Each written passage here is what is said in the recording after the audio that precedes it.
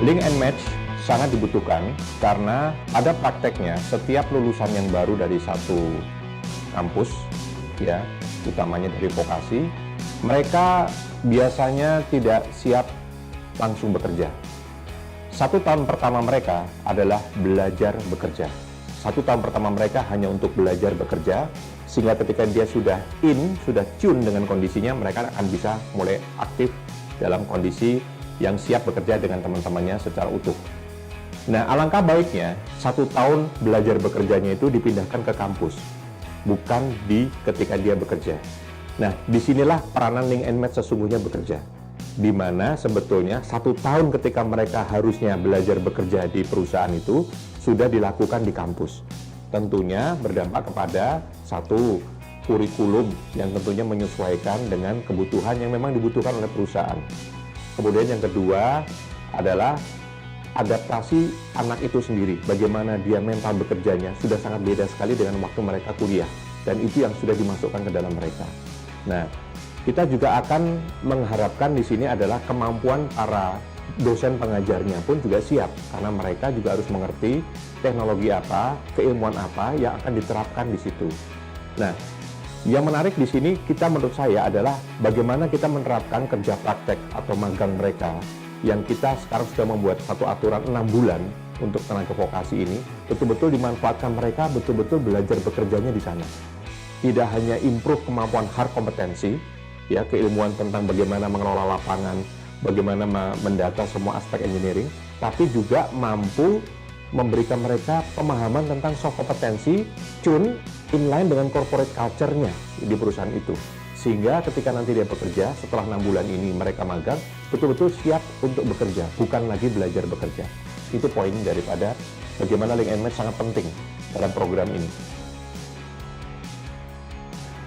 Ini yang sudah kita lakukan dengan 2 kampus, dan ini kita harapkan menjadi pilot project, ya, pilot project, sehingga kita nanti bisa copy and paste kepada semua politeknik-politeknik lainnya di Indonesia, dan bisa diturunkan sampai di level SMK nantinya ke depannya. Jadi ini sudah kita lakukan, dan apa yang sudah kita lakukan di sana adalah dengan cara satu, ikut dilibatkan dalam perubahan kurikulum, sehingga kurikulum-kurikulum efektif yang kita perlukan masuk di sana. Kemudian kedua, mengedukasi para dosen-dosennya untuk keilmuan kita tidak mungkin memberikan keilmuan memberikan pengajaran terus-menerus di kampus.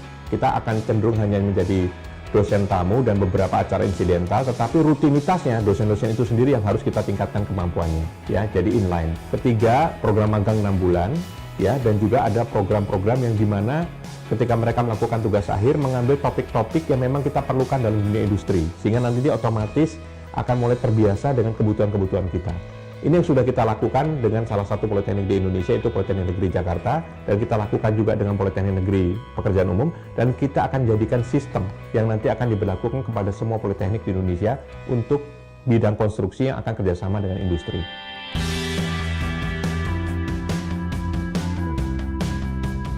Pertama, saya harus mengatakan bahwa pendidikan vokasi ini sangat penting bagi dunia kami bekerja di konstruksi, utamanya di konstruksi.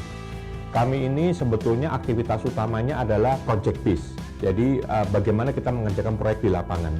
Dan orang-orang lapangan ini adalah orang-orang yang harus mempunyai kemampuan skill, kemampuan manajemen lapangannya tinggi.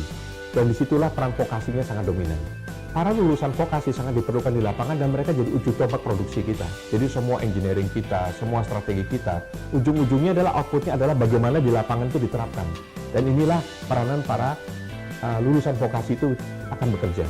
Nah, pengalaman kami bekerja dengan para vokasi menarik. Menurut saya mereka mempunyai kemampuan berkembang yang sangat bagus. Kita mempunyai salah satu lulusan vokasi, ya, yang bekerja dengan kita. Kemudian dia ternyata mampu mengembangkan ilmu building information modeling, itu adalah digitalisasi konstruksi, dengan sangat baik. Dia bahkan punya pengalaman tidak hanya bekerja di proyek-proyek yang sifatnya nasional, bahkan di internasional pun mampu. Kemampuan bahasa asingnya oke, kemampuan teknologinya juga oke. Nah, sehingga kita beranggapan sebetulnya kemampuan atau bibit-bibit ini sudah ada di banyak kampus vokasi. Dan kalau kita beri kesempatan mereka untuk mendapatkan keilmuan yang sama, saya sangat yakin mereka akan mempunyai kemampuan yang sangat dibutuhkan oleh industri konstruksi.